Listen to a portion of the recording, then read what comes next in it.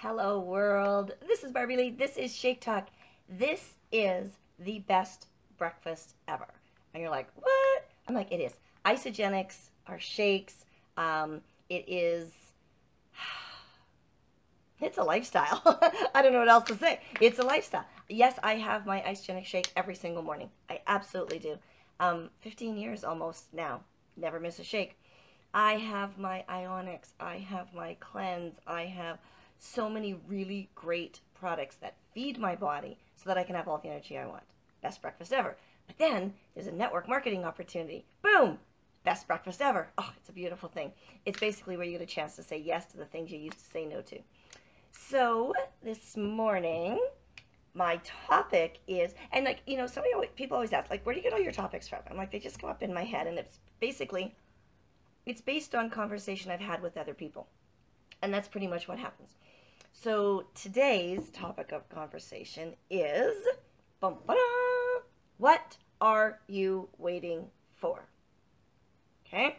Everybody's waiting for something, right? You might be waiting for a red light. You might be waiting for a red light to change. You might be waiting for the weekend. You might be waiting for your kids to get off school. You might be waiting for the government to change. You might be waiting for your numbers to be drawn in the lottery, right?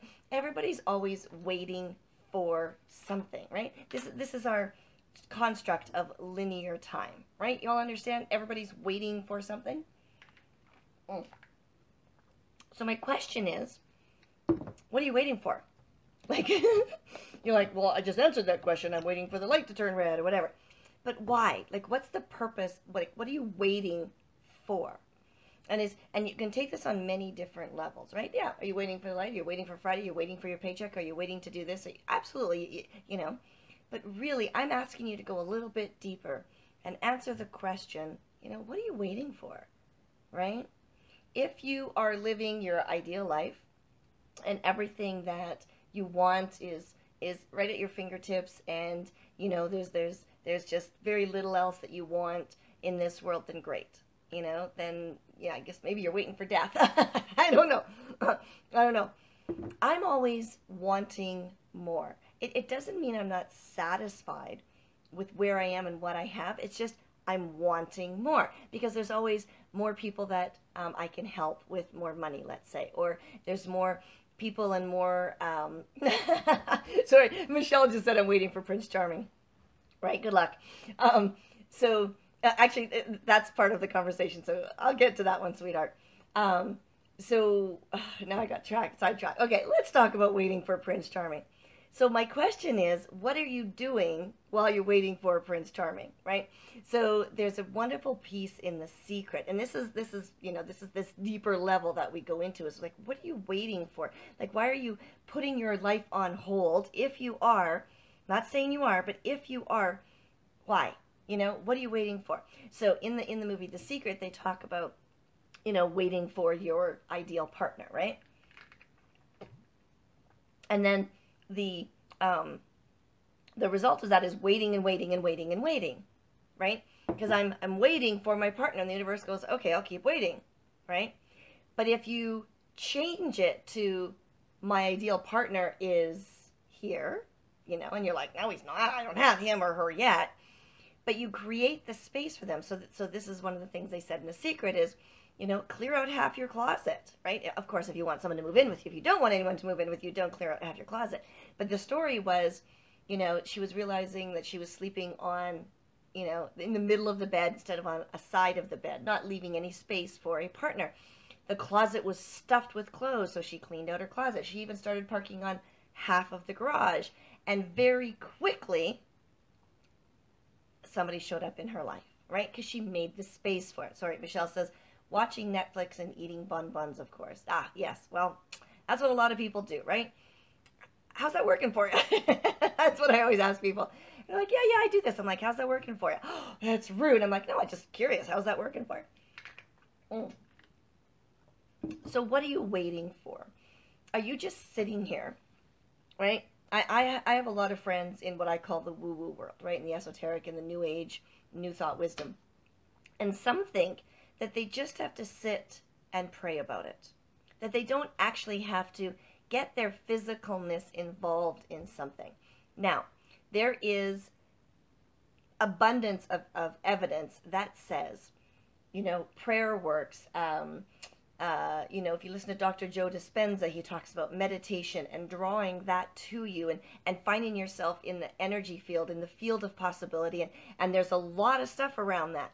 I'm talking about the everyday, average person who says, well, I'm just waiting to win the lottery, or, I'm waiting for Friday because thank God it's Friday, or do you know what I mean? Like there's so many different levels of it. So let's talk at this basic level. So if you're in this world, your world of it's just okay. You have a job you don't like, maybe your location. Y'all know I don't really care for Edmonton's snow, and we got a lot of it this weekend. Like we got like nearly 12 inches, right, in one day on Saturday.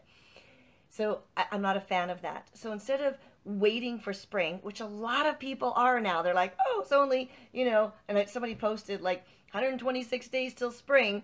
And I was like, I'll be in Mexico for those 126 days because I'm not going to sit and wait for my life to pass me by and not get engaged. And that's what I'm going to challenge you, that's why the question is, what are you waiting for? So just put up somewhere, like do a little sticky or something and just put this on. What are you waiting for? And then, you'll start realizing that it's more than just, well, I'm waiting to go to work. Or I was waiting for Barbie Lee to do her shake talk because she said, hey, it's in 15 minutes. I'm waiting for my kids to get off school, or I'm waiting. It's deeper than that, right? What are you waiting for? Are you waiting for some miracle? Just so you know, miracles are all around you every day, all day. So if you're waiting for a sign, signs are around you every day, all day. You just got to be open to see them, right? So what are you waiting for? I know I talked to a lady the other day, and she's like, yeah, I think I'll try that Isagenix program. But you know what? I'm going to wait till the spring. I said, why? Well, I just feel I'd be more successful in the spring. I'm like, are you not going to eat anything between now and the spring? Oh, no, that's ridiculous. Of course I am. I said, then why are you waiting for the spring? I just think I'll be more successful in the spring. I said, I don't understand that. And she's like, what don't you understand? I'm going to wait till the spring. And I said, okay, it's fine. You can start whenever you want. I don't understand what you mean by I'll be more successful in the spring. Well, I sit around a lot in the winter, so I probably won't lose any weight.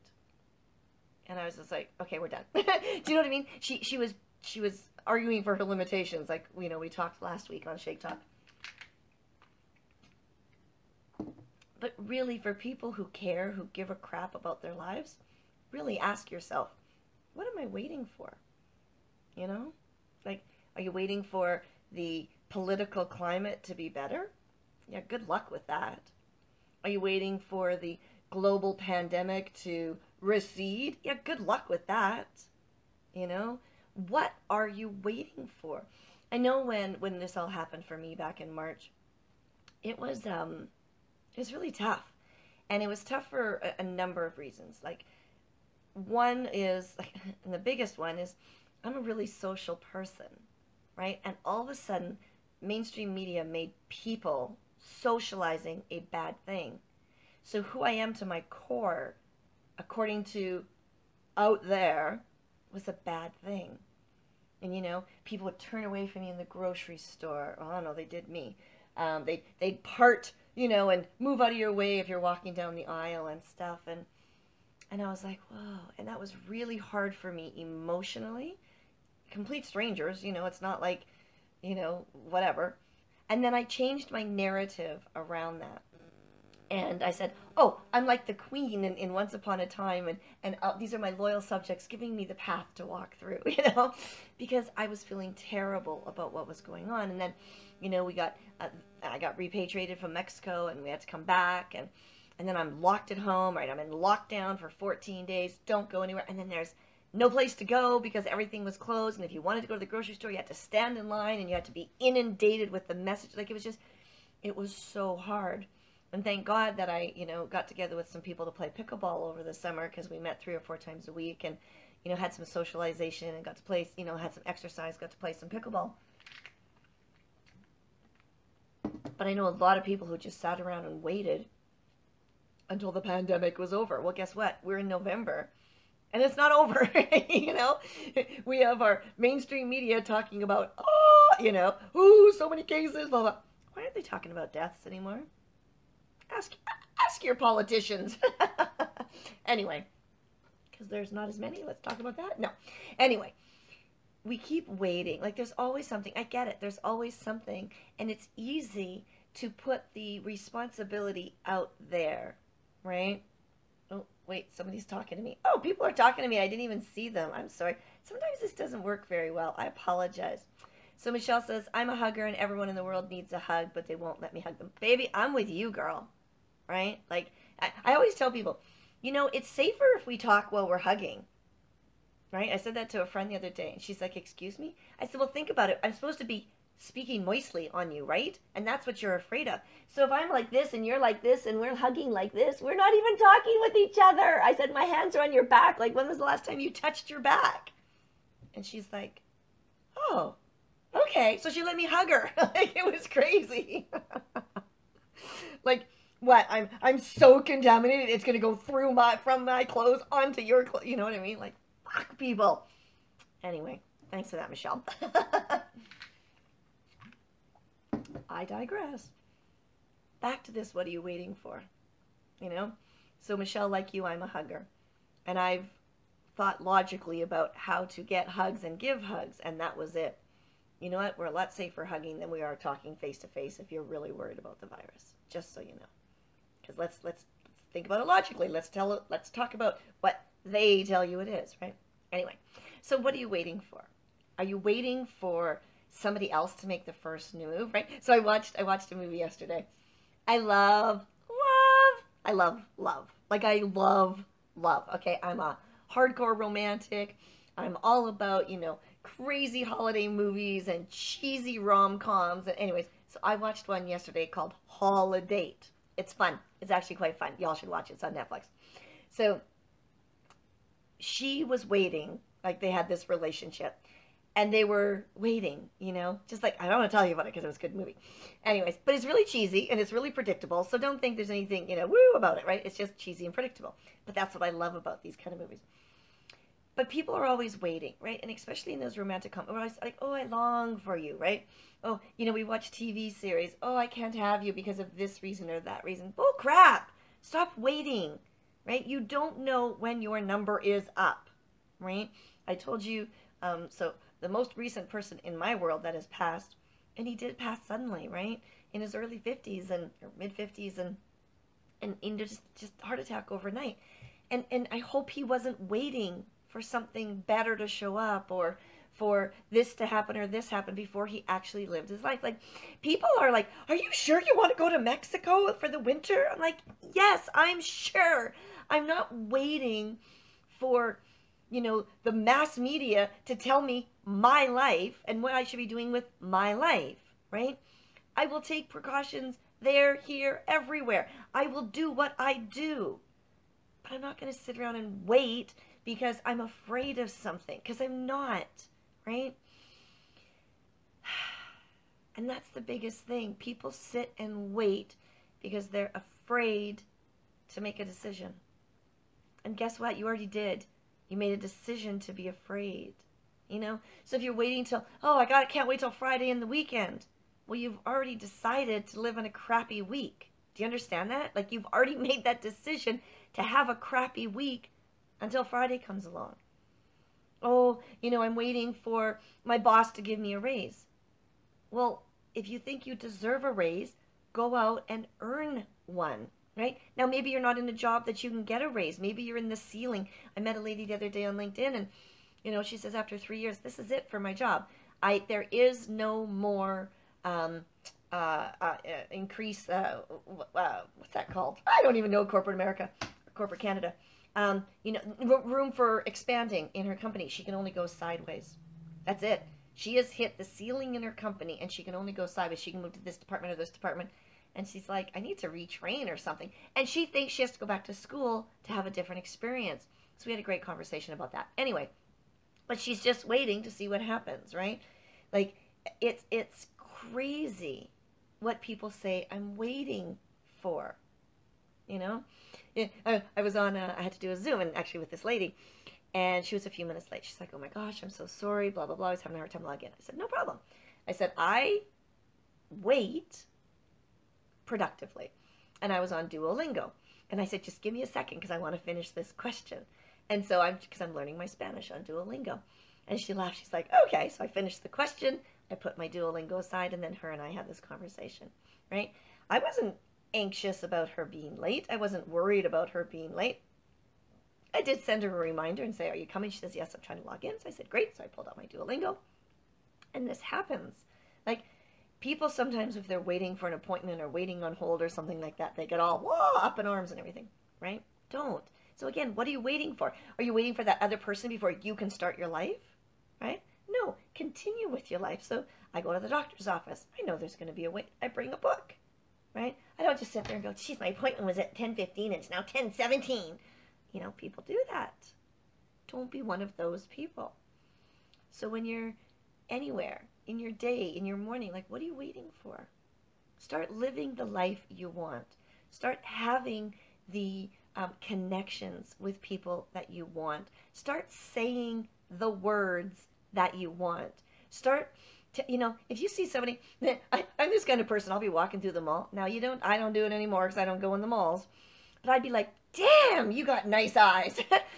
And they go, thank you. You know, I'm like, just saying. And I'd walk away, right? And I'd leave them stunned because I don't know, A, if they've ever heard they had nice eyes. Or B, if, I don't know if anyone's ever told them today they had nice eyes, or if, you know, anyone's ever complimented them. And so I feel compelled to say what I need to say, right? And I remember this one time I was in Chinook Mall, and I remember it clearly. We were upstairs, and we were looking down, we were waiting, we were waiting, because the girls had gone and got some Julius juices, or, I don't know, something frothy. And this little old lady walked by me, and she easily was late 80s, early 90s. But she was dressed to the nines. Like, this woman did her hair, you know, a little bit of color in her cheeks, a little bit of makeup. Clothes were impeccable. She's just booting along, right? And I looked at her, I said, excuse me. She says, yes. And I said, you are absolutely stunning. Like, absolutely stunning. And she burst into tears. And I was like, what'd I do? You know, I'm thinking, oh my God.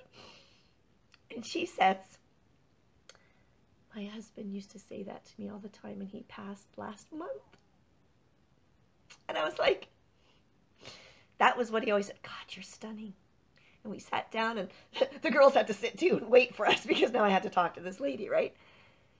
Don't wait. If you feel you want to say something, say something. If you feel you want to do something, right? Don't wait. Like, what are you waiting for? We get one chance at this life. One chance. What are you waiting for? Have a great day.